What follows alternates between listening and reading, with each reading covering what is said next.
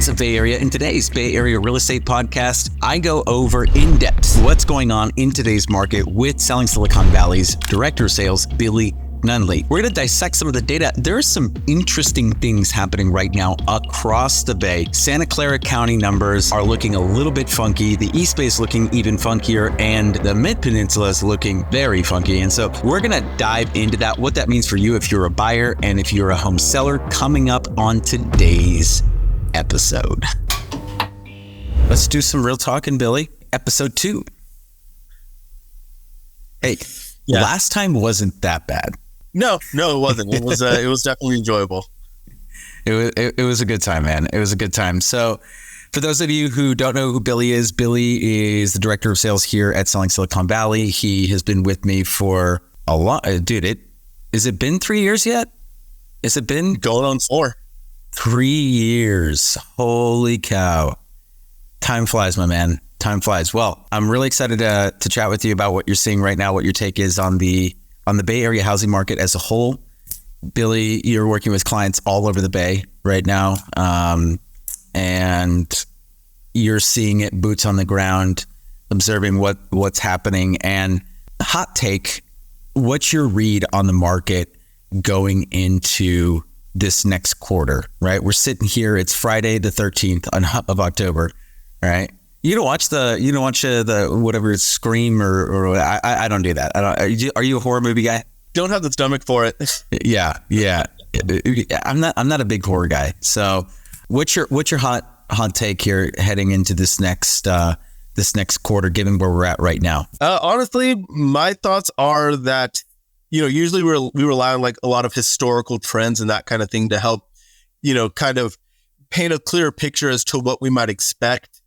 And it really seems like this year, that's all just gone. We're still seeing a lot of competition. We're still seeing very low days on market. And at this point, I think that we're in for a much busier winter than what we've historically seen. Now, do I expect, activity to stay at the same level as summer? No, but I'm really seeing just enough that we're not going to hit like as much of a lull. Obviously, like probably around like Christmas time and Thanksgiving, I don't imagine there's going to be a lot going on, but like barring those two like major holidays, I think we've got a lot that's going to go on this next quarter. Gotcha. And I was digging into the numbers right before we got on this call, and it seems like the market is behaving very erratically for the amount of consistency that I'm hearing in terms of, so let me just put it like this. I'm consistently hearing buyers are having a tough time out there.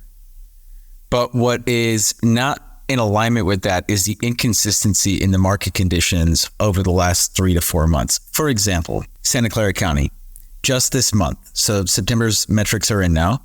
We have 961 homes active. We had 845 homes pending. So we actually saw a shift in Santa Clara County where supply outpaces demand for the first time in a couple of months now. And it's been predominantly pendings outpacing supply, which, when that happens, you and I both know it's a recipe for a white hot seller's market. Yeah.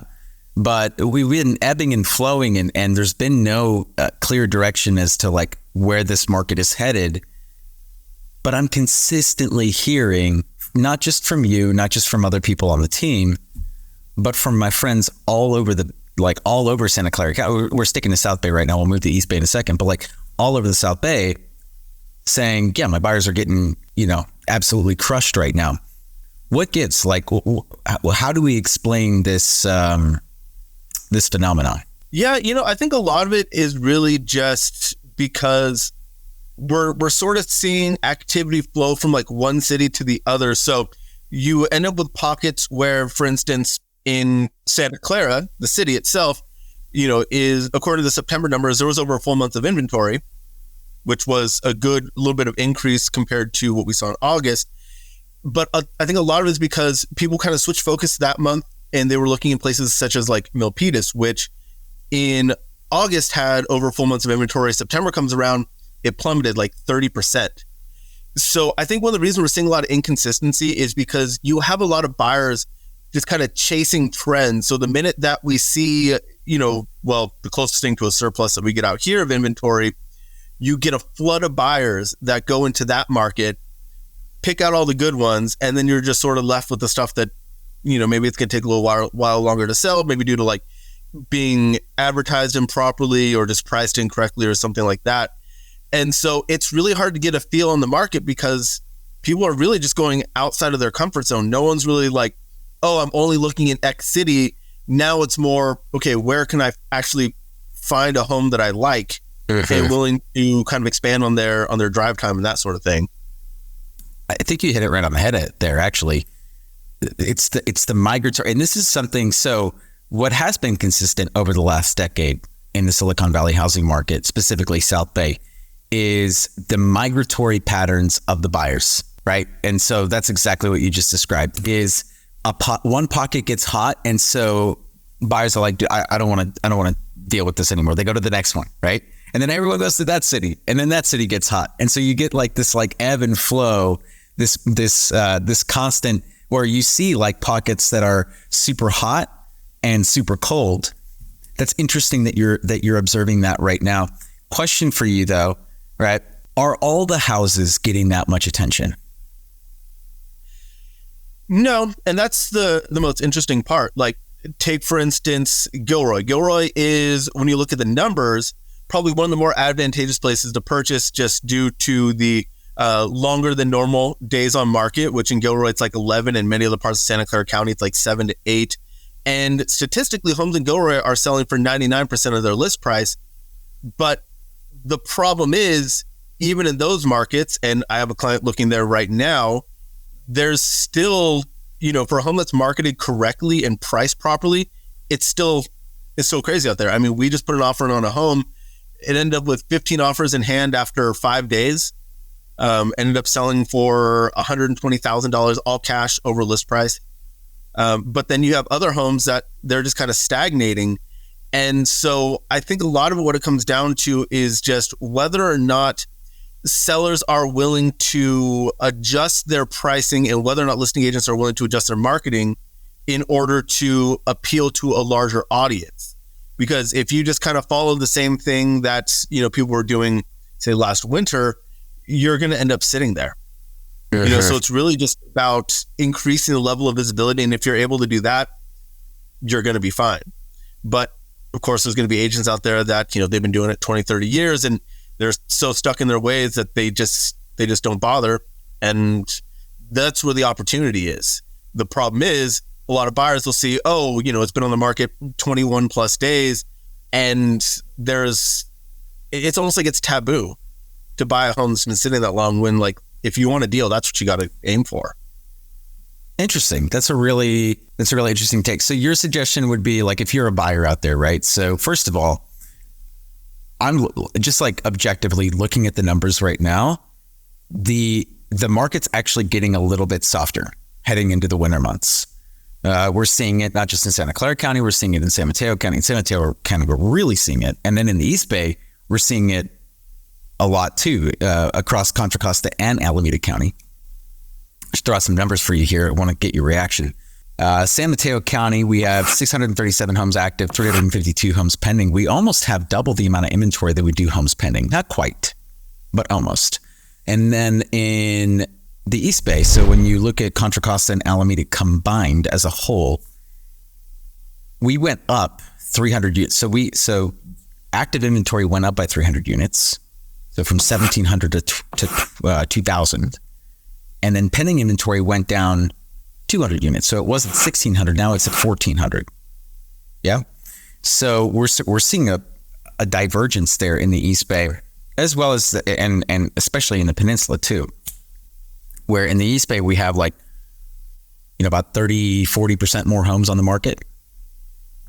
And then that we do pending activity. And then in San Mateo County, almost double the amount of homes on the market that we do pending. So when you're talking to a buyer right now and they're looking for quote unquote deals, right? So what you're saying is that and even in Santa Clara County, there's a lot of homes that are flying off the shelf, getting a bunch of offers, but there are some opportunities out there. There are homes that are sitting. Statistically speaking, when I look at these numbers, like the average home in San Mateo County must be sitting there close to a month, right? So what would your advice be then to a buyer that's listening to this call right now that wants to get into a home before the end of the year, but not necessarily pay like and go up against like 15 other people?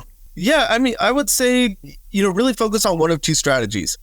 Either go after the homes that are, 3 weeks plus on market, or look at a city that, for lack of a better term, is a little bit more niche. For instance, in Contra Costa County, if you want to buy a home in Dublin, I mean, you're still up for one hell of a fight. But if you look in a city, say like Concord, the affordability is much greater. The time on market's a little bit longer. So you have the ability to buy a little bit more home. You have a little bit more time to make a decision, but you just need to kind of switch from where like the most popular destinations are and get a little bit more creative. Now, of course, the one catch with that is, for instance, in a city like Concord, you've got to be careful where you're buying, because it's kind of like San Jose, where like school districts are really oddly shaped. And I think that plays another role in it as well. If you're looking like in Alameda County, you can find some really nice homes that are priced a little bit better in Union City. And there's some really awesome schools there as well. You've just got to know the neighborhoods. Mm-hmm. So it definitely requires a little bit more like granular knowledge and a little bit more creativity. Yep. But I think that's the most important thing, is to just keep much more of an open mind rather than just going with, where everyone says you need to buy. That's a really good point, right? Is that there's, you said it earlier, talked about like, there's it's like almost taboo, or there's a scarlet letter on the house if it's been sitting on the market for a couple of weeks.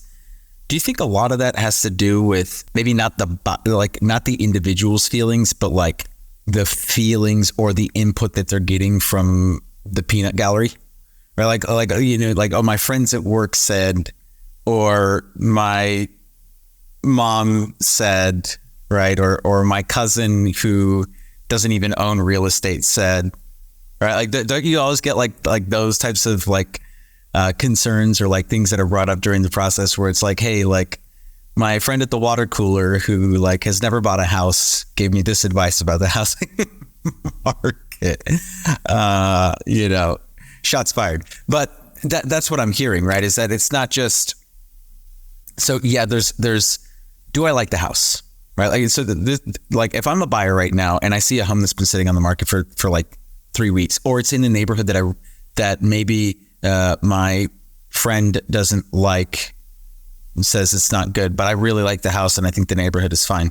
If I'm giving that buyer advice, I'm saying like, hey, you have to figure out what's best for you. So in that situation right there that you just said, where they're going into it, they're looking at a house that's been sitting on the market for 3 weeks. It's got a scarlet letter on it. What are the objective parameters, or what are the objective things that the buyers should be looking at to determine whether or not that is a good purchase for them? Well, a lot of it depends on what their end game is. If they are thinking about, doing an upgrade in like 3 to 5 years, then, in those situations, we certainly need to take into account just overall sentiment, because if you're planning on, selling the house in just a handful of years, then picking an area that is experiencing a lot of activity is going to be more important. Mm-hmm. So in those situations, honestly, unfortunately for them, we've got to really stick with what is going to be a little bit of a hotter market. Now, if you have someone who's, they're buying like their home that's going to be their forever home, then that's when it really becomes more advantageous, at least as far as like from a city standpoint. Now, if we're talking just like an individual house, one that's been sitting on the market for a few weeks, then the most important talking point is just simply, are you willing to take 20, 30 minutes out of your day to go see a home that's been sitting for a while that you could potentially actually negotiate and get it for less than it's listed, or get some really nice seller concessions? For example, like rate buy downs are very popular right now, but the only time you can ever really leverage that kind of strategy is in a situation where the home's been sitting long enough that you can feasibly ask for credits back from the seller in order to make that happen. Okay. So it depends, like what's your risk tolerance? Are you willing to go for something that may take a little bit longer to sell in the future in order to get a deal now? Or do you want to have a little bit more surety and you're willing to, kind of pay that additional cost of entry in order to secure that? So you kind of glossed over something that I think maybe some people back home who are listening may not fully comprehend. Can you elaborate on what you mean by rate buy downs and how you could structure that in a negotiation? Yeah. So this is something that surprisingly, I hear it all the time from buyers I talk to, like, you can have your rate bought down. And so this is a strategy we've been successfully leveraging. In fact, I helped a client not too long ago take advantage of this, where you can get your rate bought down by as much as 3% for the first year. Now, it kind of is structured such that, if you do, for example, we call a 3-2-1 buy down, 3% lower for the first year, 2% lower for the second year, third year, it's 1% lower, fourth year, it does reset. But essentially, you leverage seller credits in order to essentially prepay your interest over a set period of time. Now, you can do this with a popular home by just kind of factoring that into your offer. Mm-hmm. But then, of course, you run the risk of, okay, well, what if we offer more than it's going to appraise at? Then that's a whole thing. So it's a little bit easier to leverage that for a property that's been on the market for a while, because, if you, for instance, offer the seller something close to list, but you're clawing back, $25,000, they're still netting an appreciable amount, but the buyer is getting an interest rate that's a little bit more in line with what maybe they would have gotten in February or March of 2022. So it's just a question of how much leverage do we want to have in this particular transaction, and what is our risk tolerance for a potential resale in the future? 100%. So what I'm hearing you say is that this is a point of negotiation, and you can either do it one of two ways. If you're in a situation where you are the only buyer at the table, then you can absolutely use this as a point of negotiation during the process. But if you're up against multiple offers, then you might not necessarily be able to negotiate it up front, but rather bake it into the purchase price once you're already in contract. Say like, hey, could we raise the price by 20 grand, right?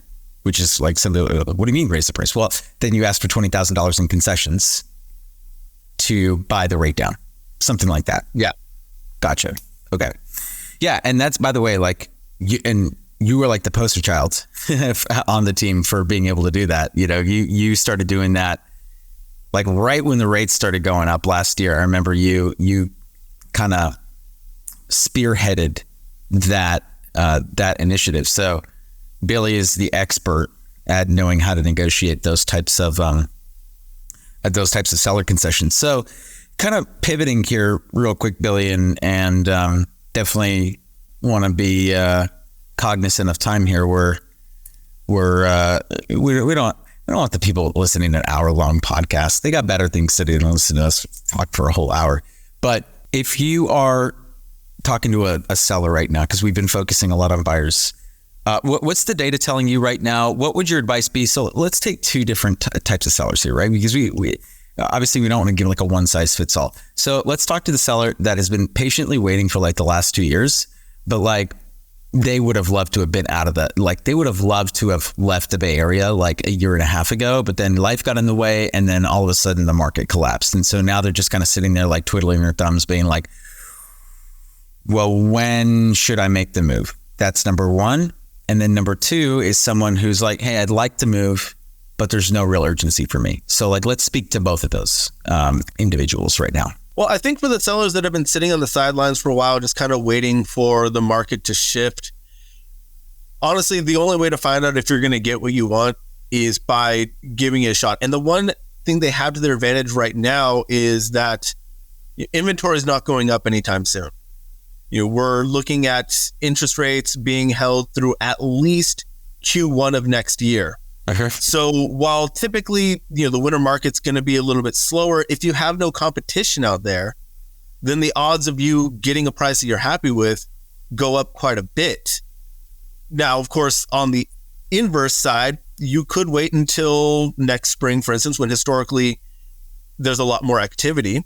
And there are some people that are saying, okay, so by probably like February, March, we might see a drop in interest rates. I mean, it's anyone's guess at this point. But the only thing that comes with that is all of a sudden if that happens, there's going to be a lot of homes for sale. So again, it's all about risk tolerance. What would you prefer? Would you prefer for the sure thing where you're the only one or one of only a handful of homes that are available for sale? Yep. Or do you want to take a chance and be stuck with the crowd? And ultimately, there's not any right or wrong answer to this, but we're looking at what are probably going to be two wholly different markets comparing this quarter to next year. Yeah. Yeah, it's really interesting. It's so hard to know with 100% certainty. And you said it yourself, right? Like at the beginning of the show, all rhyme and reason has kind of gone out the window. Like typically we can use history and historical data to guide our decision making, but these are very unprecedented times in terms of, because like, I mean, the last time the rates were I don't know, like when was I don't even know the last time the rates were this high. It's got to be well over like almost 2 decades, you know? So it's been a long time. It's been a very, very, very long time. And so it's hard to know with 100% certainty. That being said, though, what you just said with the sellers who have been waiting for like a year and a half, my only reservation here, right? And so this is where I'm gonna maybe disagree with you a little bit. We thought inventory was gonna stay low, but that might not be the case, because I'm looking at these numbers here, and when we're seeing inventory rose fairly significantly in the East Bay and in the Peninsula, not so much in Santa Clara County. But if I'm a seller in the East Bay or the Peninsula, I'm looking at these numbers and I'm like, okay, well, maybe the floodgates haven't opened, but they're leaking. Meaning people are starting to get impatient and they're like, you know what? I think I'm just going to sell, because at some point life goes on. And so for those that are fortunate enough to not be in a situation where they have to move right now, I would say let the floodgates leak a little bit, because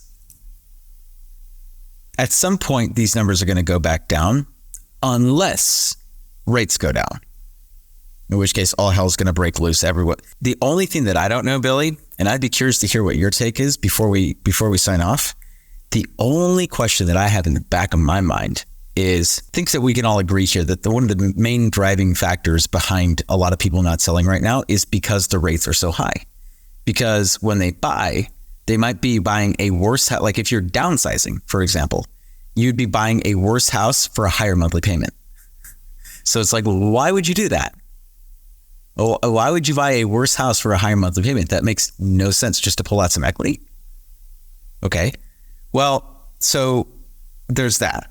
But the only question in the back of my head is, what happens when the rates go down? Because we know demand's going to skyrocket. But I'm really curious to see what happens with inventory levels. Because presumably, we'd be in a situation where interest rates shoot up. I mean, they go down and prices shoot up. But if inventory stays suppressed long enough throughout these winter months, and there's no significant leakage, right? So if I'm a seller, I'm going to let it leak, because I'm looking at these numbers and I'm thinking there's a solid 6 months here where we could see just enough of this excess inventory, the pent up inventory that's been suppressed for so long, to leak out that like I can take advantage of that price surge once interest rates drop. But what if it doesn't? What if things go back to, as you were saying, where in the winter, like inventory is going to be super, super low? What if they come back down? And if and when interest rates do fall, what happens to inventory at that point? And that's the big question. My assumption is when rates go down, we're going to see a lot of inventory come on the market. Because like you said, there's a lot of people that are stuck waiting. Yep. So again, the question lands to, okay, how much competition do you want to be facing when you are selling the house and then buying another one? Do you want to deal with even more offers than we're seeing right now? Or do you want to kind of take advantage of the fact that there's not as many people out there. Because the beautiful thing is, you can always refinance and change your rate. You can't change the purchase price. So I think for sellers that are kind of like on the sidelines, the probably best strategy is not necessarily sell right now, but be ready. You know, because we're seeing all these migratory patterns and stuff, and there are always going to be, you know, maybe like a 2 to 3 week period where demand's very high in your neighborhood, but inventory hasn't quite caught up yet. And so you want to be first in line to take advantage of that when it happens. I could not have said it better myself. And we're going to end it right there, man. That's the punchline right there. Be ready. Billy, appreciate you hopping on, man. For those of you that want to connect with you, where can they find you? Well, you know, they can find me on my YouTube channel at SSV Billy. Similar handle for Instagram. I'm on Facebook. Of course, if you go to billy.sellingsiliconvalley.tv, you can find more contact information there. Hell, if you do a search there, I'll get an alert and I can follow up with you directly. So I'm easy to find. Love it, man. All right, cool. Well, thanks for hopping on, my friend. And this is good stuff, man. There's a lot of things for buyers and sellers to be cognizant of heading into this winter season. And you guys just got some really good information there. So